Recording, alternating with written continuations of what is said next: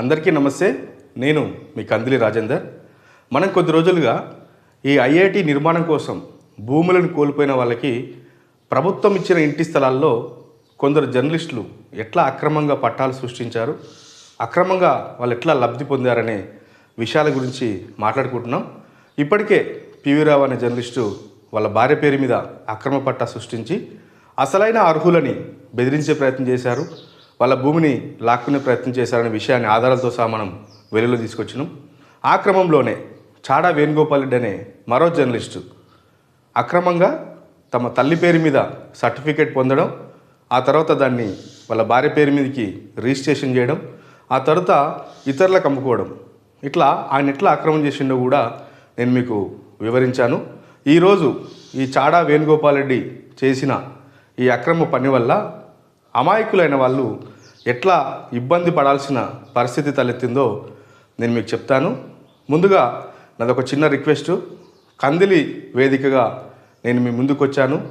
దాదాపు 3 నెలలుగా యూట్యూబ్ ద్వారా ఈ వీడియోలు చేస్తున్నాను.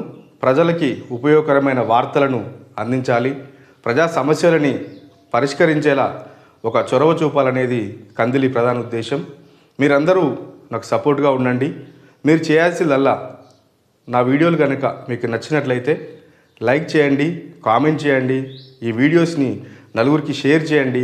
అట్లాగే తప్పకుండా ఈ యూట్యూబ్ ఛానల్ని మీరు సబ్స్క్రైబ్ చేసుకోండి. ఇది నా రిక్వెస్ట్. అయితే ఈరోజు మనం మాట్లాడుకున్నాం ఈ చాడా వేణుగోపాల్ రెడ్డి చేసిన అక్రమం వల్ల ఇది అక్రమము అని తెలియని అమాయకులు ఎట్లా వాళ్ళు ఇప్పుడు ఇబ్బందుల్లో పడాల్సిన పరిస్థితి వచ్చిందో చూద్దాం.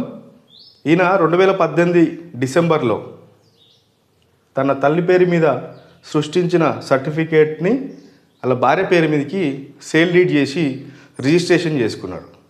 ఈ రిజిస్ట్రేషన్ ఆధారంగా ఆయన 2023 5వ నెలలో కాశీపురం నారాయణ గౌడ్కి ఈ 200 గజాల స్థలాన్ని అమ్మాడు. అంటే ఫస్ట్ అక్రమంగా సర్టిఫికేట్ని తల్లి పేరు మీద తీసుకొని దానిని రిజిస్ట్రేషన్ చేయించాడు వాళ్ళ భార్య పేరు మీదకి. చేయించిన తర్వాత ఎవరైనా చూస్తే ఇది నిజంగా ఆయన అర్హుల నుంచి కొనుక్కున్నారేమో అన్నట్లుగా క్రియేట్ చేసి పాపం ఈ విషయాలు ఏవి తెలియని కాశీపురం నారాయణ గౌడ్కి ఆయన 200 గజాల స్థలాన్ని అమ్మేసింది. నారాయణ గౌడ్ తిరిగి 2023 10వ నెలలో కుర్మా నరసింహరావు, మహమ్మద్ రహీం ఖాన్ అనే ఇద్దరికి ఈ 200 గజాల స్థలాన్ని విక్రయించాడు. అయితే ఇక్కడ ఈ మొత్తం వ్యవహారంలో ఈ కొనుక్కున్న వాళ్ళకి ఇది అక్రమం అనే విషయం తెలిసే అవకాశం లేదు. ఎందుకంటే ఆయన ఒక జర్నలిస్టు, ఆయన చాలా కాలంగా ఇక్కడ పనిచేస్తున్నాడు. ఆయనకు న్యాయమైన పద్ధతిలోనే ఈ 200 గజాల స్థలం వచ్చి ఉంటుందని వీళ్ళు నమ్మిండ్రు. రిజిస్ట్రేషన్ కూడా కావడంతో ఇది ఖచ్చితంగా రిజిస్ట్రేషన్ అవుతుంది కాబట్టి ఎట్లాంటి ఇబ్బంది ఉండకపోవచ్చు అని వాళ్ళు భావించి దాదాపు 40 లక్షల అమౌంట్ ఇచ్చి ఈ 200 గజాల స్థలాన్ని వాళ్ళు కొనుక్కున్నారు. ఇప్పుడు ఈ అక్రమ వ్యవహారం వెలుగులోకి రావడంతో ఉన్నతాధికారులు దీనిపైన దృష్టి సారించారు. అసలు ఐఐటి నిర్వాసితులు కాకపోయినా, ఐఐటిలో వీళ్ళకి భూములు పోకపోయినా ఎట్లా వీళ్ళకి సర్టిఫికెట్లు వచ్చినాయి, వీళ్ళకి ఎవరు సర్టిఫికెట్లు ఇచ్చారు, లేదు వీళ్ళే క్రియేట్ చేసుకున్నారా, అసలు వీళ్ళు వెనుక ఎవరున్నారు, ఇంకా వీళ్ళిద్దరే ఉన్నారా, ఇంకెవరన్నా ఇట్లా అక్రమంగా సర్టిఫికెట్లు పొందారా, ఇట్లా అన్ని వివరాలని అధికారులు ఎంక్వైరీ చేస్తున్నారు. ఎంక్వైరీ చేసిన తర్వాత దీని మీద వాళ్ళు చర్యలు కూడా తీసుకోనున్నారు. అయితే ఈ అక్రమ వ్యవహారం గురించి అసలు ఏమీ తెలియని ఈ కుర్మా నరసింహరావు కావచ్చు, మహమ్మద్ రహీం ఖాన్ కావచ్చు, కాశీపురం నారాయణ గౌడ్ కావచ్చు, వీళ్ళకి ఇది అక్రమంగా జర్నలిస్టు పట్టా క్రియేట్ చేసి అమ్మిన భూమని వాళ్ళకి తెలియదు.